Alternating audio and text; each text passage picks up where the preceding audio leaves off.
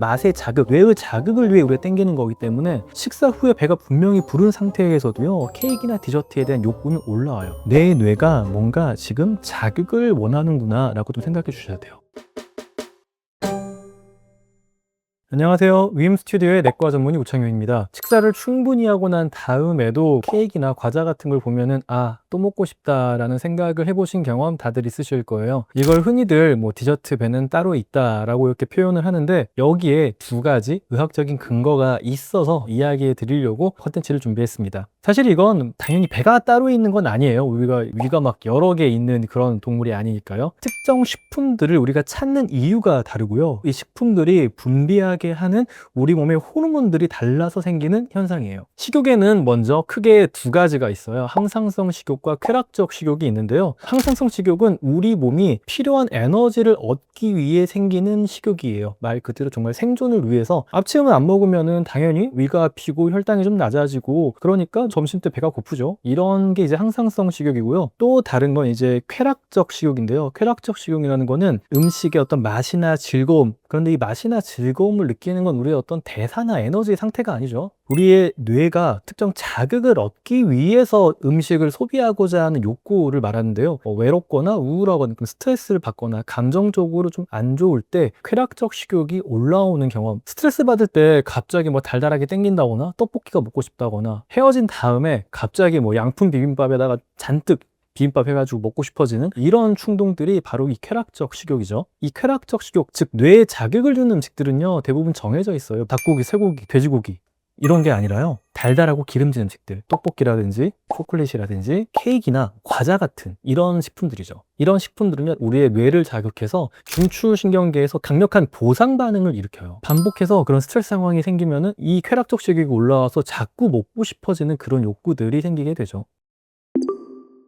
정리를 해보자면요, 식사 후에는 분명 우리가 에너지가 충분히 있는 상태예요. 이런 상태에서 당연히 우리가 식품으로서 소비하는 음식들, 잡곡밥이라든지 소고기, 돼지고기 이런 것들은 먹기가 싫어지는 거예요. 그런데 이 쾌락적 식욕이라는 건 앞서 말한 대로 우리 영양 상태랑은 관련이 없는 거거든요. 맛의 자극, 뇌의 자극을 위해 우리가 땡기는 거기 때문에 식사 후에 배가 분명히 부른 상태에서도요, 케이크나 디저트에 대한 욕구는 올라와요. 이 식욕은 애시당초 우리의 에너지 상태랑은 관련이 없는 거니까. 그리고 왜 하필 또 이런 음식들이냐라고 한다면은, 여러분들이 뷔페에서 밥을 충분히 드신 다음에는 좋아하는 고기류가 있어도요, 한 입만 먹으면은 배가 불러가지고 좀 구역감이 느껴지는 그런 경험 한 번쯤 해보셨을 거예요. 이게 바로 포만감을 유발하는 호르몬의 영향 때문에 그렇거든요. 여러분들이 디저트로 먹고 싶어하는 것들은 대부분 굉장히 정제된 탄수화물인 경우가 많아요. 의학적으로 그 이유를 보면요, 얘네는 대부분 포화 흡수가 빠른 당분으로 구성되어 있기 때문에 혈당을 빠르게 올리고요, 동시에 맛과 혈당 반응을 통해서 우리의 뇌를 강하게 자극해요. 즉각적으로 만족감을 주고 강력한 보상 반응을 일으켜서 계속해서 먹고 싶다는 욕구를 일으키는 거죠. 근데 이거는 일시적인 뇌에 만족감을 주지만 실제 포만감의 호르몬을 분비하게 하진 않아요. 흔히 자연식품들을 먹으면 분비하게 되는 콜레시스토킨이라든지 GLP-1, 펩타이드 YY와 같은 이 호르몬들이 우리 위장관 운동을 느리게 하고 포만감을 주기 때문인데, 고도로 정제된 탄수화물들은 흥미롭게도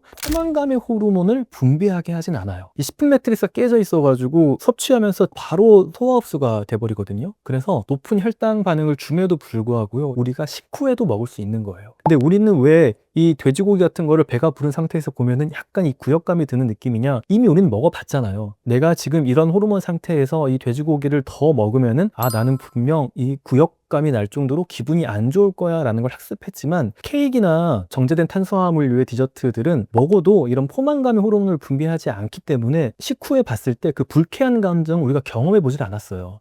이거는 먹어도 괜찮아 라고 미리 예측을 하는 거고, 실제로 먹어도 포만감 호르몬을 그렇게 강하게 자극하지 않기 때문에 너무 배불렀을 때는 불쾌감이 조금 덜한 거죠.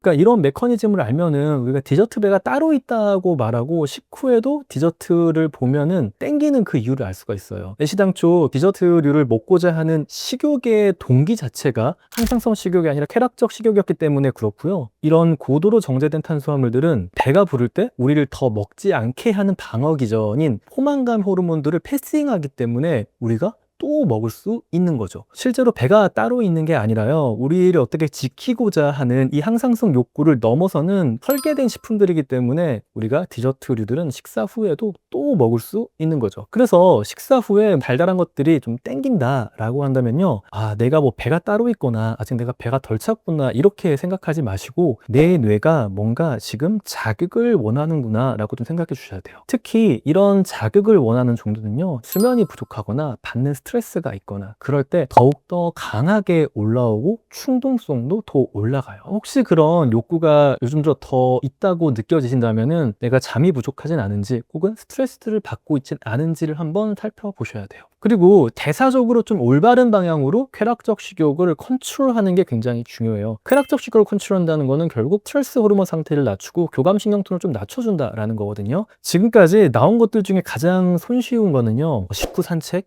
친구들과 혹은 가족과의 대화, 그리고 명상이나 호흡법 같은 거예요. 전통적으로 나를 돌보는 방법들이죠. 나를 돌보는 방법들이 실제 의미 있게 스트레스 호르몬 레벨들을 낮추고 뇌의 잘못된 갈망들을 잠재워 준다고 현재까지는 알려져 있는 거예요. 이러한 인식을 바탕으로요, 반복해서 식후에 오는 쾌락적 식욕을 조절하시다 보면은 절제력들이 천천히 올라가게 되고요, 자기 조절감 또한 회복되실 수 있을 거예요. 그리고 이런 것들이 결국 건강한 식생활을 자연스럽게 만드는데 큰 도움이 되는 거죠. 디저트를 우리가 완전히 끊을 필요는 없어요. 사회생활 속에서 누군가 먹고 싶을 때 같이 먹는 것도 중요하니까요. 다만 적정량을 지키면서 소비하고 섭취해야 나로서 디저트류들을 즐기는 거지, 디저트류에게 어쩌면 나의 조절권을 넘긴 상태로 내가 이것들을 왜 원하는지도 모르고 호르몬이나 이 충동이 가는 대로 소비하고 섭취하다 보면은 그게 바로 나를 파괴할 수 있는 중독의 사이클로 넘어가는 거기 때문에 오늘 컨텐츠를 준비한 거고요. 여러분들이 이런 쾌락적 식욕, 따로 있다고 느껴지는 디저트 배를 조절하시는데 조금이라도 도움이 되셨기를 바라겠습니다. 다음번에 윈 스튜디오는 더 도움되는 컨텐츠로 돌아오도록 하겠습니다. 감사합니다.